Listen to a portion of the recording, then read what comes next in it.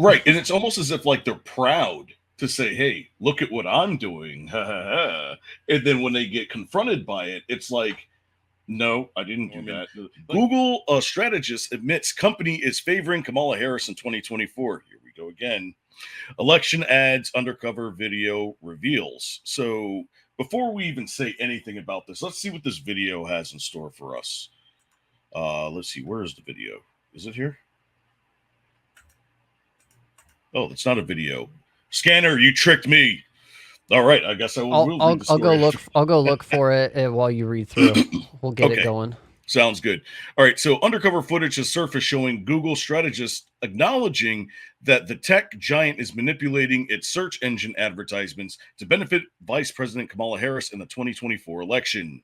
A secretly recorded conversation with undercover reporter from O'Keefe Media Group, Dakota Laser, is that Dakota Leeser? Yeah, a group strategist at Google admitted that the company was running ads designed to bolster support for Harris' campaign. According to Leeser, these ads often appear to link to legitimate news sources, misleading users to think that they are reading unbiased reports. Quote, "It seems like it was an ad from PBS, but it was really an ad for the Kamala campaign," he said, suggests that the ads were crafted to appear as though they were from a reputable media outlets. Leeser also claimed that a small group of billionaires, many of which are in the tech industry, are exerting significant influence over media and politics. A handful of billionaires are actually pulling the strings in this country, he said, indicating that their power has led to changes in Google's search algorithm, making content favorable for Harris more prominent. Where have I heard a handful of billionaires are running the country? Where have I heard that before? I mean, Time Magazine wrote about the shadow campaign to fortify the election back then, you know.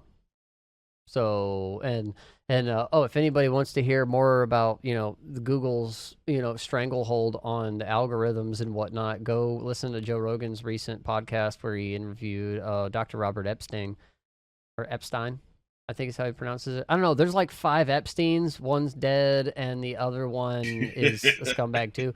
But there are really there are a couple of smart Epsteins out there that are awesome.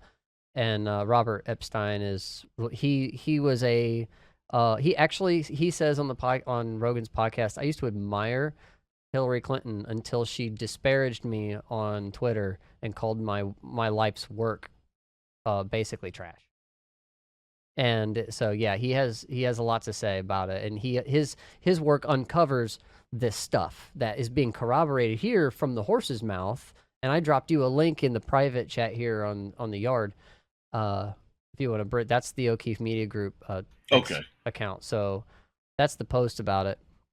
I love O'Keefe's style. He's just, I'm here. I'm doing this. Is what I do. I confront people. I sit down and talk to people. You know, this is a 10-minute video. We're not going to go through all that. We're not going to make you watch it. You can watch it on your own on the side. Let me see if I can find a spot here. Here, let's try this spot right here. See. And I have a responsibility to the people to tell them what's going on. I don't know this stuff. Like, I don't know this. You don't know it? I do not know this. No. Do you work at Google? They're reorienting the search engine. These are your words. You don't remember saying that? They're reorienting the search engine such that Kamala is more, you know, favored. Did you say that? I don't think so. You don't think so? It doesn't look good when you lie about these things. Who are you? Sorry. Who am I? Yeah. My name is James O'Keefe. Sure. Like who works for like? Because like this just feels very uncomfortable. Well, it's definitely uncomfortable. We're talking about a big story involving a tech company coordinating. Dude, this guy, he just put this guy's whole life flash before his eyes. When you go on a date with James O'Keefe, it's gonna be a rough night. I'm just saying. Oh man, it's like the trap beyond all traps. Remember all the glorious memes that we got from the previous one? Oh, they were great, dude. Well, like the whole time when he was with Project Veritas, which he started and got pushed out of, for whatever reason.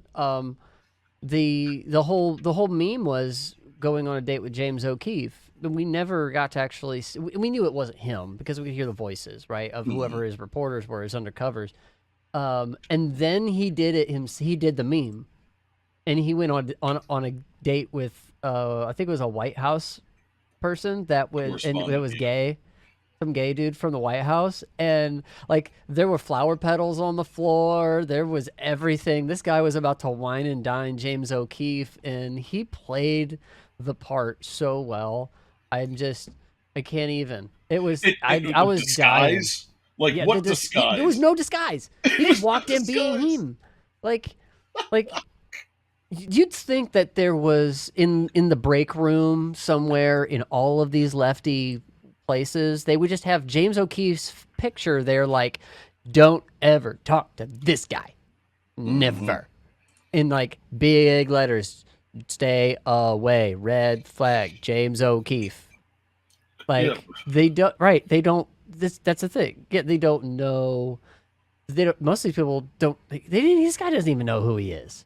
He's like, huh? But who do you work for? Like he just until he starts describing it. Like a lot of what this does. This shows us that there are people that are siloed off. They're in their echo chambers. It's business as usual for them to support their machine.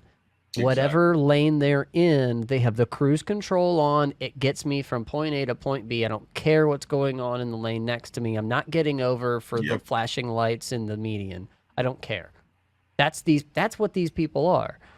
That's what that is. And that happens in every lane of life, Yeah. But their support, but and the loose lips that are about to sink some ships, well, maybe take a tugboat off of the cruise liner that is Google or Alphabet's armada of companies that do this kind of thing.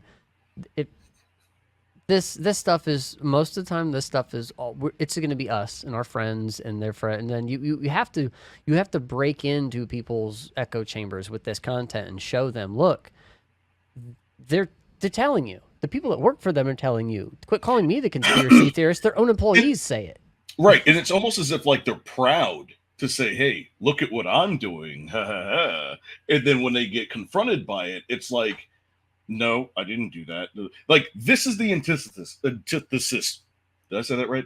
The pinnacle. This is the pinnacle of I don't know of this type of logic, right? Yeah. They say and do one thing, and when they get caught, it's like, "No, I didn't. It wasn't me." Yeah. Like that's the whole. They do this. They do this thing where there's this synthesis. There's a antithesis. Antithesis. Is that what I was trying to say? There's the synthesis. We know big words. They take the thesis. Thesis. What is? They take the antithesis. Like the thesis of what is they're lying to you. They're telling you straight first undercover off. They think they're cool. That's the thesis. That's the truth. Then they get caught in it and they go, well, not really. No, the antithesis. They flip it and then they justify it later. They synthesize the two, and that's how they get through the words. I've been sick. I don't know. I don't have them. They get through this cognitive dissonance that is on full display, and it reminds me what the Bible says that people they suppress truth in unrighteousness.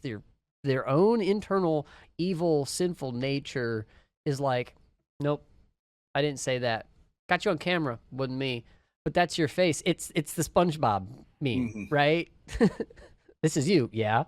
You were on this date with this person and this night, right? Yeah. You said these things, right? Nope. No. All right. Well, I mean, at least he's doing a bunch of great work, but I mean, there's enough content around for all of us to eat when it comes to situations like this. But anyways,